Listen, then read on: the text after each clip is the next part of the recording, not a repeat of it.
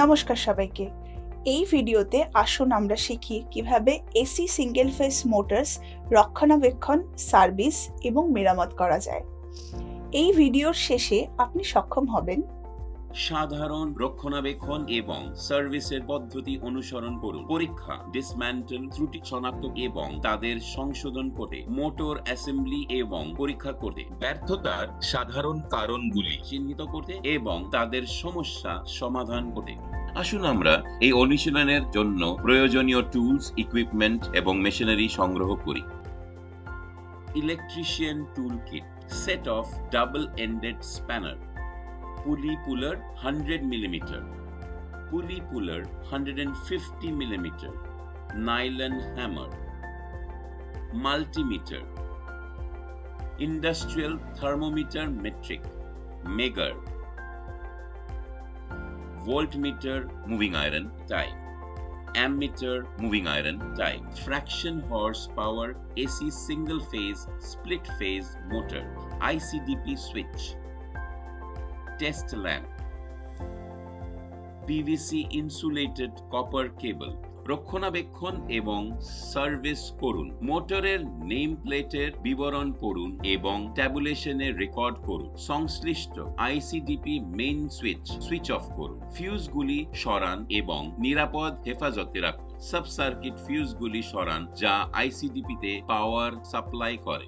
একটি ব্রাশ দিয়ে main switch পরিষ্কার করুন। ডিসকালারিং হয়েছে কিনা সেটির জন্য আইসিডিপি মেইন সুইচের ইনকামিং এবং আউটগোয়িং লিডস চেক করুন। ডিসকালারিং হওয়া সাধারণ আলগা টার্মিনাল কানেকশন ইঙ্গিত করে। তারের টার্মিনাল কানেকশন স্ক্রুজ পরীক্ষা করুন এবং একটি স্ক্রুড্রাইভারের সাহায্যে তাদের শক্ত করুন। স্টার্টারের কভারটি খুলুন এবং ব্রাশ দিয়ে অংশগুলোই পরিষ্কার করুন। লিডসের টার্মিনাল স্ক্রুজ পরীক্ষা করুন। যদি আলগা পাওয়া যায় তাহলে স্ক্রুগুলি শক্ত করুন।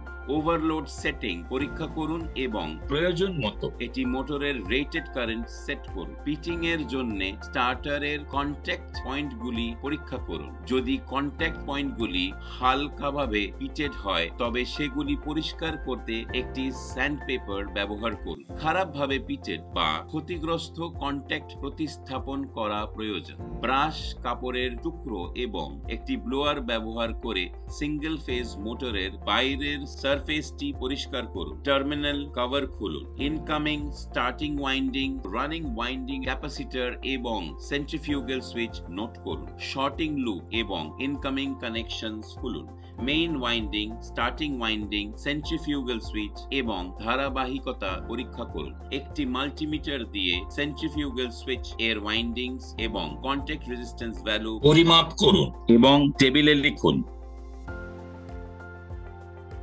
মাল্টিমিটার দিয়ে ক্যাপাসিটর এবং সেন্ট্রিফিউগাল সুইচের অবস্থা পরীক্ষা করুন এবং ফলাফলটি ট্যাবুলেশনে লিখুন। একটি মেগারের সাহায্যে ওয়াইন্ডিংস এর ইনসুলেশন ভ্যালু পরীক্ষা করুন এবং ফলাফলটি ট্যাবুলেশনে লিখুন। মোটরটি ডিসম্যান্টল করুন। একটি ব্রাশ এবং ব্লোয়ার দিয়ে স্টার্টার এবং রোটার পরিষ্কার করুন। কেরোসিন দিয়ে বিয়ারিং এর গ্রিস কাপস পরিষ্কার করুন এবং বিয়ারিং পরীক্ষা করুন। যে বিয়ারিংটি ক্ষয়ে যাওয়া অবস্থায় পাওয়া যায় তা শনাক্ত করুন। এটিকে একই ধরনের দিয়ে প্রতিস্থাপন করুন। ইন্টারনাল কানেকশন এবং লিড ইনসুলেশন পরীক্ষা করুন। যদি প্রয়োজন হয় লিডস রিইনসুলেট। রোটার বার্স চেক। কোনো লুজ বার পাওয়া গেলে এটি ব্রেসড করতে হবে।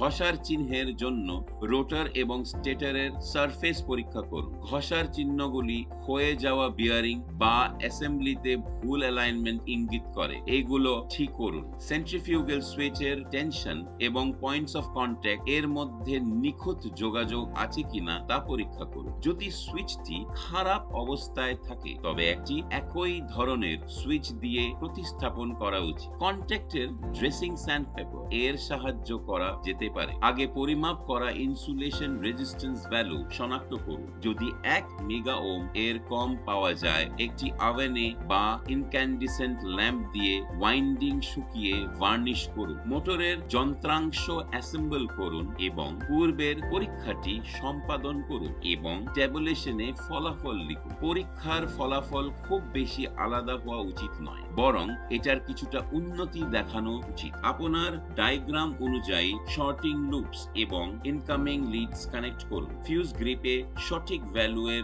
ফিউজেস প্রতিস্থাপন করুন এবং আইসিডিপি মেইনস এর ধারকের মধ্যে ক্যারিয়ার প্রতিস্থাপন করুন। মোটর স্টার্টারের সাথে আর্থ কানেকশনস পরীক্ষা করুন এবং সুইচ করুন। প্রয়োজনে তাদের সংশোধন করুন। মোটর চালু করুন এবং প্রায় 30 মিনিটের জন্য পরীক্ষা চালান। মোটরের ফ্রেমের তাপমাত্রা পরীক্ষা করুন এবং নিজেকে সন্তুষ্ট করুন যে তাপমাত্রা যুক্তিসঙ্গত সীমার মধ্যে রয়েছে। কোনো আনডিউ নয়েজ বা ভাইব্রেশনস এর জন্য পরীক্ষা করুন। মোটর বন্ধ করুন এবং মেইনটেনেন্স কার্ডে আপনার নিরীক্ষণ লিখুন। যদি কোনো আনডিউ নয়েজ বা ভাইব্রেশনস পাওয়া যায় তাহলে মোটর বন্ধ করুন এবং এন্ড প্লেটস, বোল্টস এবং ফ্রেম বোল্টস পুনরায় পরীক্ষা করুন। পাওয়ার সাপ্লাই বন্ধ হয়ে গেলে সমস্যা সমাধানের পদ্ধতি। স্টার্টার ইনকামিং টার্মিনালস এর পাওয়ার সাপ্লাই পরীক্ষা করুন। কোনো ত্রুটির জন্য স্টার্টার পরীক্ষা করুন। যদি না হয় তাহলে মেইন সুইচ এবং ফিউজ চেক করুন। প্রয়োজনে ফিউজগুলি প্রতিস্থাপন করুন বা পাওয়ার সাপ্লাই রিস্টোর করুন। যদি লো ভোল্টেজ হয় মেইনসে ভোল্টেজ পরিমাপ করুন এবং নেম প্লেট রেটিং এর সাথে তুলনা করুন। নরমাল সাপ্লাই রিস্টোর করুন বা আন্ডার রেটিং এর জন্য তারগুলি পরীক্ষা করুন। ভুল কানেকশন হলে মোটরের অরিজিনাল ডায়াগ্রামের সাথে কানেকশন তুলনা করুন। তারপরেও যদি মোটর চালু না হয় মোটর কানেকশন ডিসকানেক্ট করার পরে আবার রিকানেক্ট করুন। বিয়ারিংস ক্ষতিগ্রস্ত হলে মোটর খুলুন এবং বিয়ারিং এর প্লে চেক করুন। প্রয়োজন হলে প্রতিস্থাপন করুন। যদি স্টার্টার ওয়াইন্ডিং ত্রুটিপূর্ণ হয় মেইন এবং স্টার্ট ওয়াইন্ডিং এর জন্য ধারাবাহিকতা পরীক্ষা করুন। যদি কোনো ধারাবাহিকতা না পাওয়া যায় রিওয়াইন্ড করুন। যদি লো ফ্রিকোয়েন্সি হয় একটি ফ্রিকোয়েন্সি মিটার দিয়ে লাইন ফ্রিকোয়েন্সি পরিমাপ করুন। লাইন ফ্রিকোয়েন্সি কম হলে সাপ্লাই অথরিটিসকে অবহিত করুন এবং এটি সংশোধন করুন। এটি কিভাবে এসি সিঙ্গেল ফেজ মোটরস রক্ষণাবেক্ষণ, সার্ভিস এবং মেরামত করা যায় তার অনুশীলনের সমাপ্তি ঘটায়। আশা করি এখন আপনি সক্ষম হবেন সাধারণ রক্ষণাবেক্ষণ এবং সার্ভিস পদ্ধতি অনুসরণ করতে। পরীক্ষা করুন, ডিসম্যান্টেল করুন, ত্রুটি চিহ্নিত করতে এবং সংশোধন করতে, মোটরটি অ্যাসেম্বল করতে এবং পরীক্ষা করতে, ব্যর্থতার সাধারণ কারণগুলি চিহ্নিত করতে এবং তাদের সমস্যা সমাধান করতে। ধন্যবাদ। আপনার সাথে পরবর্তী অনুশীলনে দেখা হবে।